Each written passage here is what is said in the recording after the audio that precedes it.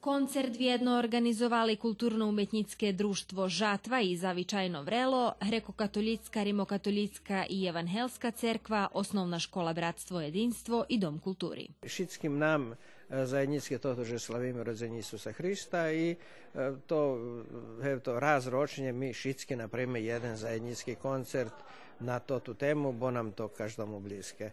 Думаю, že by še nešvečelo, keď by sme okreme to robili, a všetky slavíme istого Hrista i tak mi na tej ekumenskej habi probujeme da se napravi zvijedno. I ja ljubim že to tak prepljeta. Veli členi kulturno-umetnickog društva Žatva učestvuju u roboti sekcijoh drugih združenjoh, a tiž i ih členi dzečnje učestvuju u žatvovih aktivnostoh, co zbohacuje zajednicki život u Kocure.